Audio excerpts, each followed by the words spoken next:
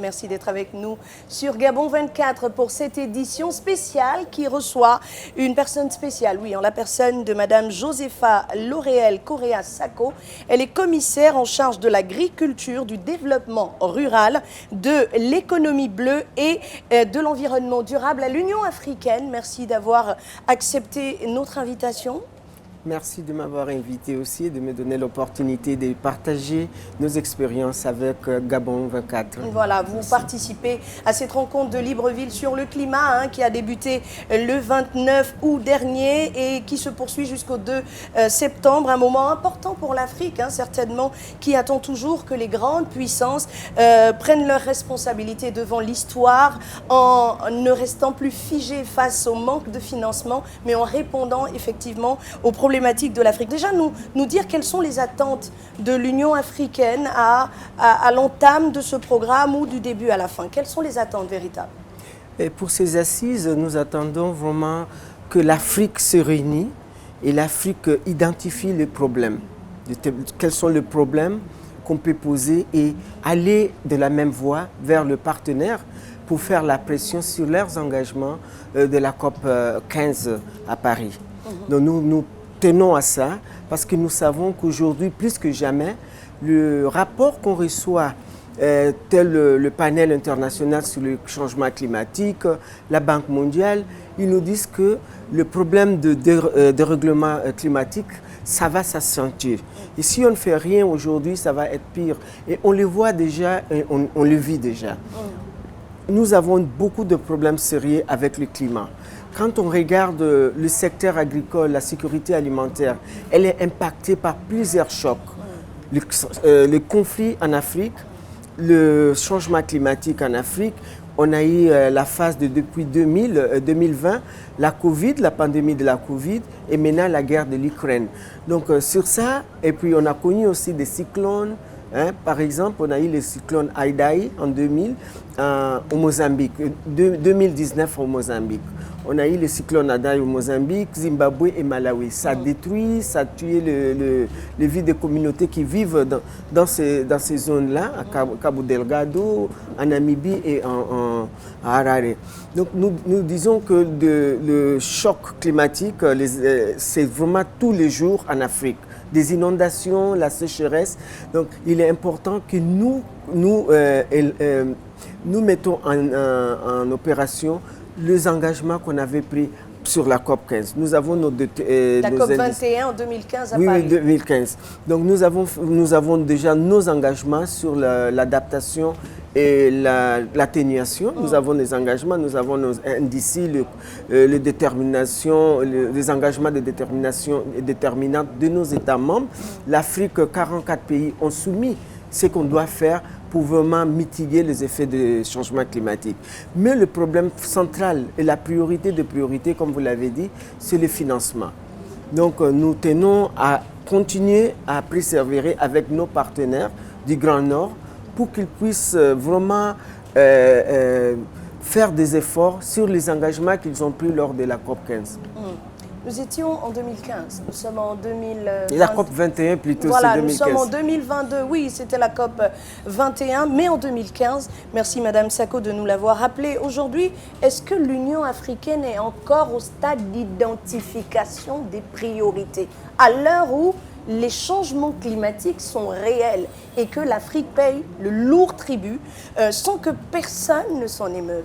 Alors, est-ce que nous en sommes encore au stade d'identification de la problématique ou, comme vous l'aviez dit, il y a 44 pays qui ont déjà posé sur la table un certain nombre de problématiques et l'Union africaine a géré tout cela en un seul document pour parler d'une seule voix vis-à-vis de ces grandes puissances qui n'ont toujours pas pris leurs responsabilités devant l'histoire. Est-ce que nous en sommes encore au niveau d'identification? Nous ne sommes pas au niveau d'identification parce que nous connaissons nos problèmes. D'accord. Donc quand je vous dis les finances, c'est un problème. Les pertes et dommages, c'est un autre problème qu'on met, et la situation spécifique du continent africain vis-à-vis aux effets de changement climatique. Donc nous connaissons nos priorités. Nous avons ces trois priorités. Ce que nous voulons, c'est que le groupe africain se réunisse ici à Libreville pour sortir avec une position commune. On ne veut pas que pays par pays aille dire moi je veux ça. Nous voulons vraiment compiler tout ce qui sont les besoins par rapport à ces 3 points que je mentionnais.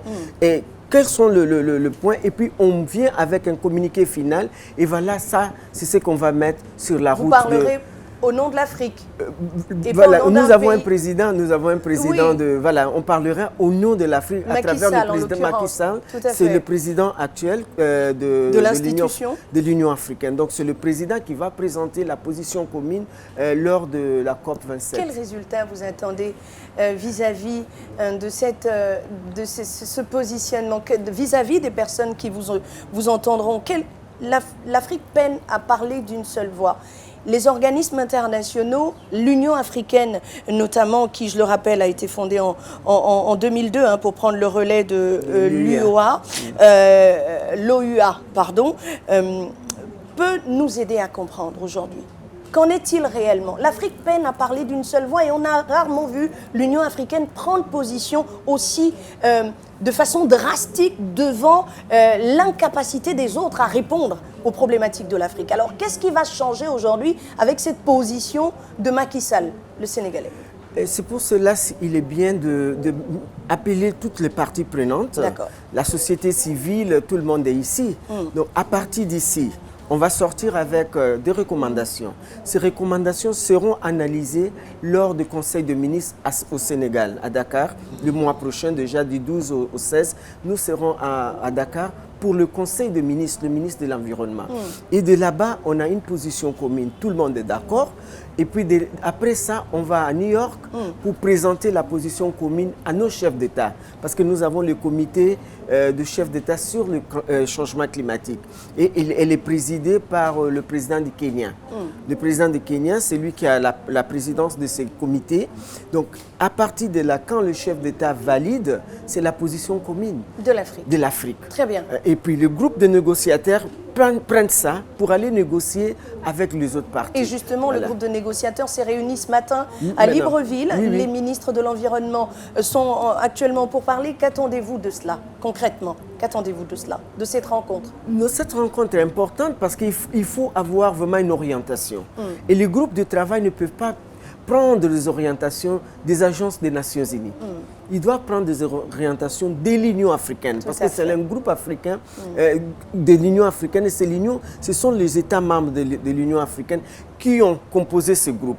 Donc toutes les orientations, ça doit se passer à travers l'Union africaine. C'est très important. C'est quand même les Nations Unies qui ont organisé cette rencontre de Libreville. Elle est certes abritée par... Pourquoi l'Union africaine n'a-t-elle pas... Nous sommes membres aussi des Nations Unies. Oui, d'accord, mais c'est pas travaille ensemble. L'idée n'est pas venue de vous. Donc dire que les Nations Unies ne doivent pas avoir pignon sur la décision, c'est quand même assez osé quand vous n'êtes pas les initiateurs. Les Nations Unies ont aussi les États africains comme membres des Nations Unies. Oui, mais là, vous parlez de l'Union africaine qui doit porter la voix de l'Afrique à cette COP27. Donc, vous êtes partenaire, certes, mais c'est quand même les Nations Unies qui ont... Non, c'est un processus. C'est pour cela que je dis les groupes africains doivent prendre des orientations des États membres, le ministre africain. Et c'est ce qu'on est en train de faire ici. Et c'est ce que vous attendez de la réunion des négociateurs aussi? Voilà, négociateurs, on était ce matin, on a fait l'ouverture. Je viens de faire l'ouverture avec le ministre Lee. Et vous négociez quoi? Vous négociez quoi? Nous négocions que les États polluteurs remplissent leurs engagements. Ils ont fait des engagements. En 2015, ils ont fait des engagements. Donc, on veut qu'ils remplissent leurs engagements. C'est tout ce qu'on veut pour le financement. Mais aussi, on dit qu'il ne faut pas attendre trop de ces gens, de polluteurs. Donc, voilà, une des phases qu'on fait aussi, même pendant Dakar, c'est de dire qu'aujourd'hui, les problèmes de climat, c'est un problème de développement. Quand on fait nos budgets, quand le gouvernement fait son budget, on fait pour la santé, on fait pour l'éducation, pour l'agriculture. Il faut aussi donner le moyen. Quelle est la part de l'Afrique? Voilà. Mais on le fait. Aujourd'hui, c'est bien gentil de brandir les forêts, l'écosystème africain qui est préservé. Le Gabon était très très bon exemple dans la préservation de ses forêts, etc. Mais que vaut l'Afrique financièrement, j'entends, devant ces puissances? Oui, on attend les 100 milliards de dollars, mais les 100 milliards de dollars à côté de quoi? Vous-même, l'Afrique, avait combien pour poser sur la table de ces pays pollueurs? Mais ce que je vais vous dire, les pays africains font beaucoup. quand il y a eu les inondations du cyclone Haïdaï, le Mozambique n'a pas attendu les 100 000 millions. Ils ont investi de leurs propres fonds. Très bien. Et ce n'est pas juste qu'un continent qui a seulement 4% de responsabilité enlève 2% de son budget pour des questions climatiques. Mais alors que fait l'Union africaine? Mais l'Union africaine, nous Elle ne doit sommes pas... pouvoir dire ça suffit, l'Afrique ne met que nous ne sommes pas des 4%. agents, nous ne sommes pas des agents financiers, mais on dit dans des réunions ministérielles qu'il faut que l'Afrique mette l'argent dans leur budget pour les actions climatiques, pour l'agenda climatique. Très bien. On a des ministères de l'environnement, oui, mais dans le ministère de l'environnement, on doit augmenter le niveau parce que les catastrophes, ça continue. On ne veut pas voir les communautés mourir parce qu'on attend que quelqu'un vienne nous donner de l'argent. Non, non, non. Très bien. Quand on a nos réunions, l'Union africaine dit il faut commencer parce que la charité commence par soi. Soi-même, on est bien d'accord. Donc c'est ce qu'on leur dit. Il faut que les États membres, on sensibilise, il faut que les États membres prennent conscience qu'ils doivent régler certains problèmes. Je vais vous dire un exemple, ce n'est pas parce que c'est mon pays, l'Angola. On a eu la sécheresse au sud de l'Angola. Elle est toujours là, la sécheresse. Et les éleveurs, ils ont perdu tout leur bétail parce qu'il n'y avait pas d'eau. Mais le gouvernement angolais a construit un barrage d'eau de 150 km dans cette région-là pour permettre aux éleveurs d'avoir l'eau pour faire leur pâturage. Donc vraiment, ça, ce sont des actions concrètes qui viennent de manque de pluie.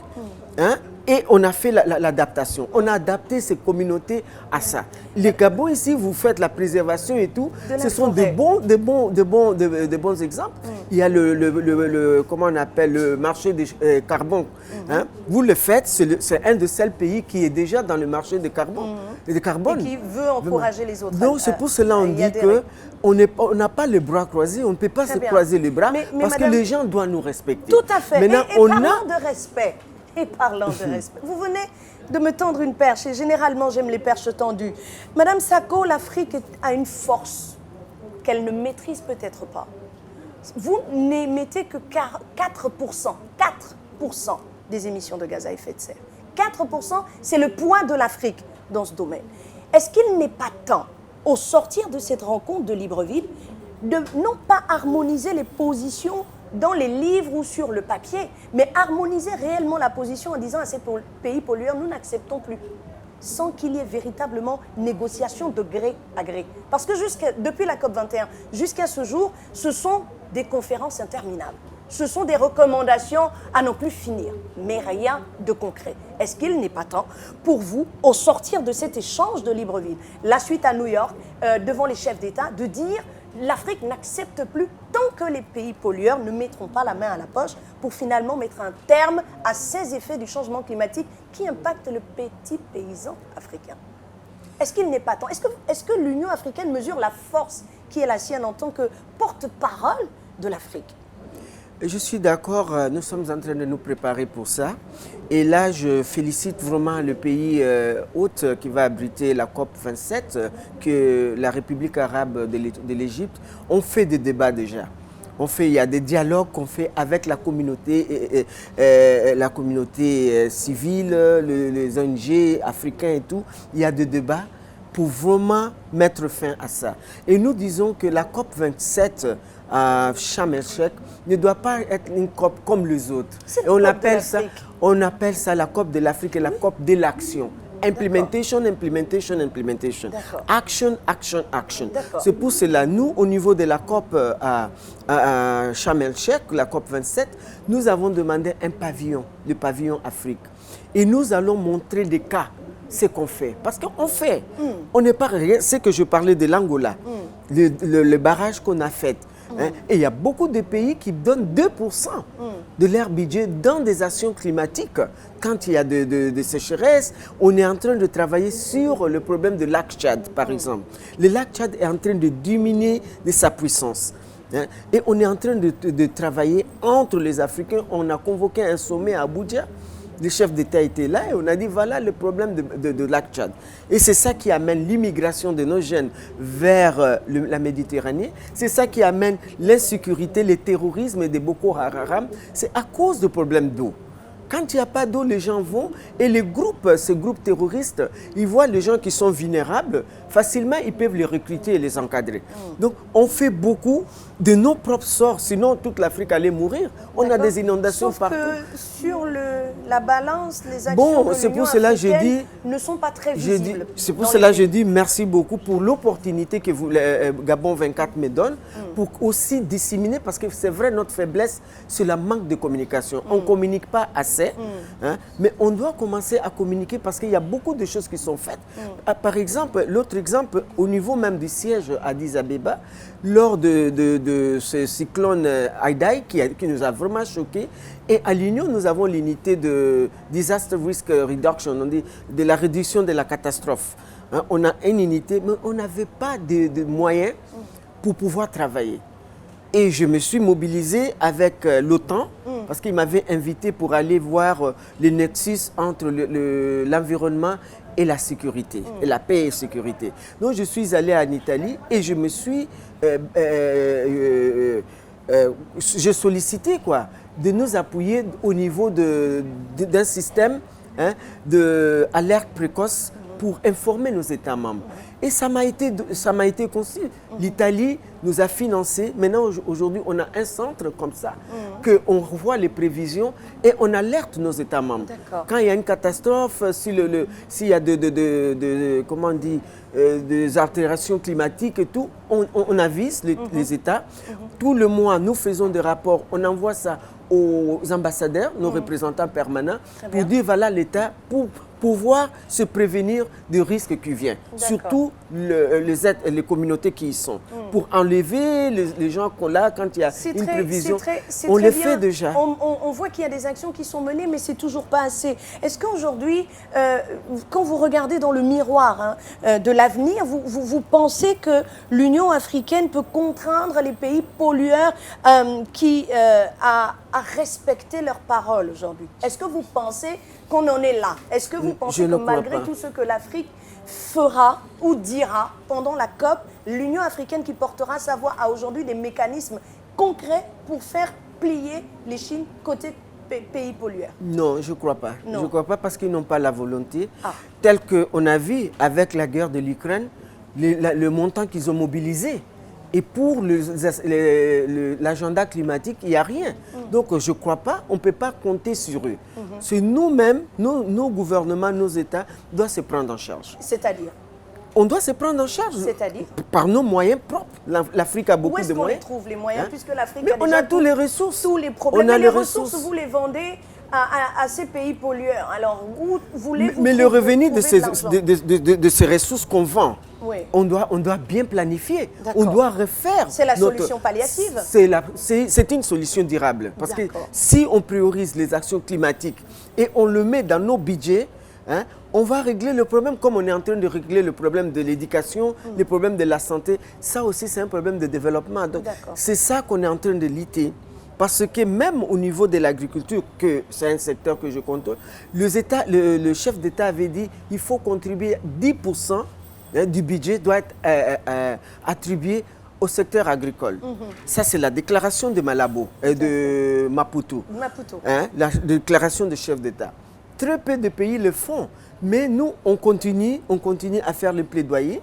Moi, parfois, quand je voyage, j'ai des réunions avec des parlementaires. Vis-à-vis des États, vous n'en êtes qu'au plaidoyer? Non. Au sein de l'Union africaine, il y a des clauses qui disent que, bon, aujourd'hui, on a compris que nos frères en face ne veulent pas. Ils font preuve d'une mauvaise foi manifeste. Non, ça c'est clair. Depuis 2015, plusieurs COP se sont enchaînés, il n'y a rien. Les États doivent faire quoi concrètement? Jusqu'en novembre prochain, vous allez le dire lors de la COP pour que les choses rentrent dans l'ordre, que les effets de changement climatique n'aient plus d'impact véritable sur le développement des pays africains. Comment? On peut mobiliser l'argent, il y a le secteur privé qui est là. On a le secteur privé fort. Par exemple, maintenant qu'on a le problème de la guerre de l'Ukraine, on a de la pénurie de fertilisants. Et nous, on a créé une plateforme pour commercialiser entre nous en Afrique.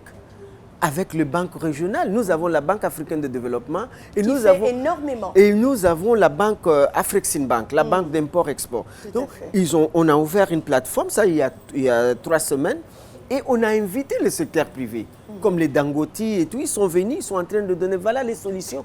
Voilà nos solutions. Ce sont eux qui pourront voilà. renverser la vapeur. Au moins pallier la situation. Donc on a des possibilités de mobiliser les ressources même internes dans le secteur privé africain.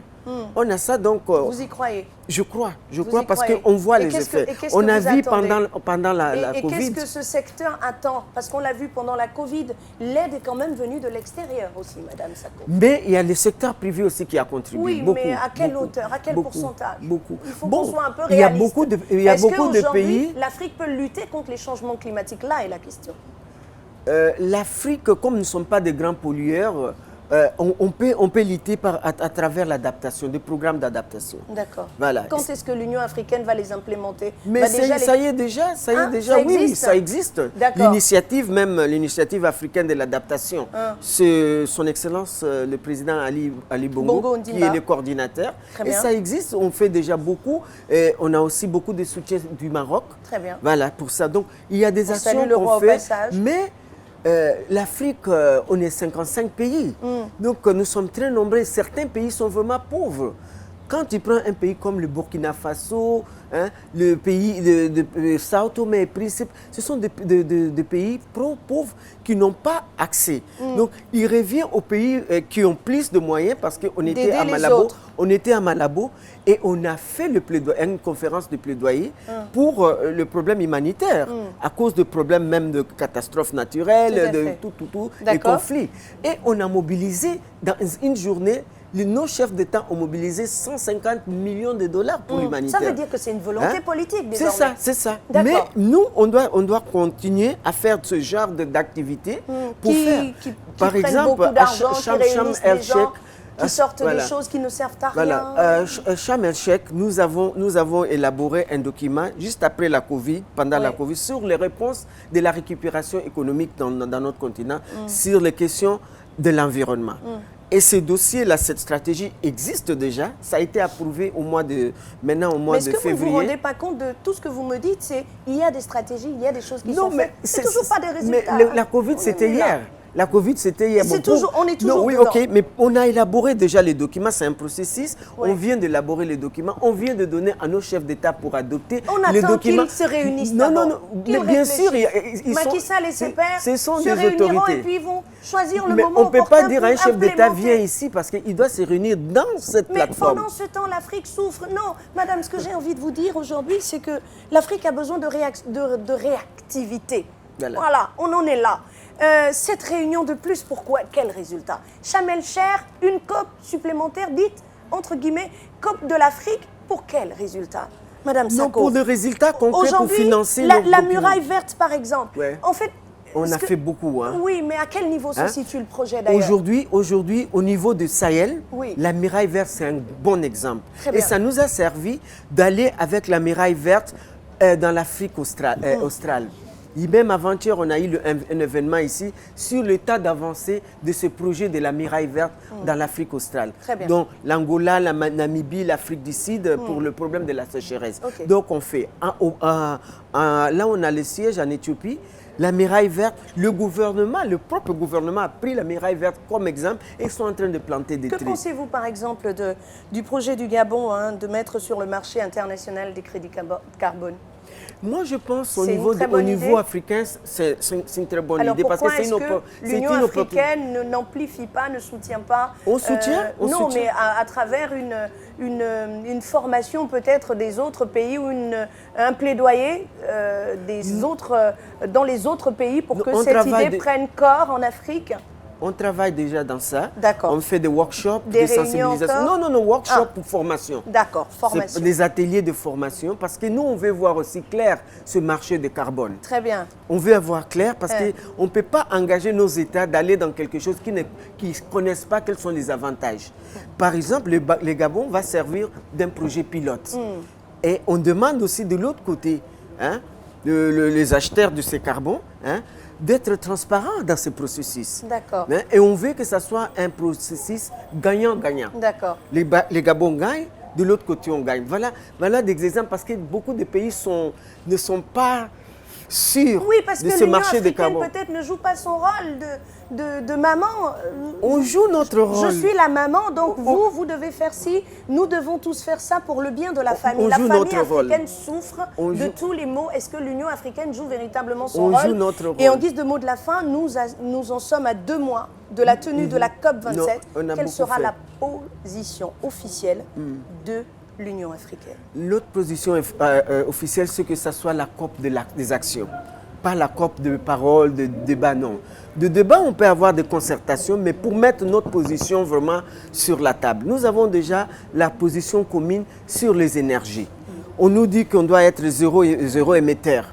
Nous, on dit, OK, nous ne sommes même pas des émetteurs, mais on est pour des énergies propres. Mais on n'est pas encore prêt. Si vous prenez par exemple le pays producteur de pétrole, dont le Gabon, l'Angola, le Congo, hein, l'Algérie, voilà. Nous sommes des producteurs de fossiles. On nous dit qu'il faut arrêter le fossile. On ne peut pas. Un pays comme l'Angola, qui dépend de ce produit à 95% de son PIB, il ne peut pas du jour au lendemain laisser, sinon où il va aller prendre l'argent pour l'école, pour l'agriculture, pour la santé, pour les infrastructures. Donc on dit dans notre position commune, oui, énergie propre, mais just transition. Il faut qu'on ait une transition. Nous sommes en train de négocier entre nous pour voir cette transition-là va aller de combien d'années. Quel est le time frame? On était à Glasgow l'année dernière et l'Inde est venue avec sa position pour les énergies propres. L'Inde, on lui dit d'arrêter le charbon, l'énergie à charbon. Ils disent oui, on accepte, mais dans 80 ans. Donc l'Afrique peut venir aussi dans 100 ans, on va arrêter. Mais je pense mais que... pour le moment, on doit investir. Très bien. Voilà. Il est peut-être temps pour l'Afrique de le faire. On va le faire. Il est peut-être temps pour l'Union africaine de véritablement porter la voix de l'Afrique. Merci beaucoup, Madame Sako. Merci beaucoup. Vous étiez avec nous. Je rappelle que vous êtes Josepha Lauréel Correa Sako, commissaire en charge de l'agriculture, du développement rural, de l'économie bleue et de l'environnement durable à l'Union africaine. Merci d'avoir accepté l'invitation de Gabon 24 au président Macky Sall qui portera la voix de l'Afrique. Il est temps que l'Afrique prenne position véritablement pour ses propres besoins et pas pour les besoins des autres. Merci d'avoir été avec nous. À vous de nous avoir suivis. Les programmes de Gabon 24 se poursuivent.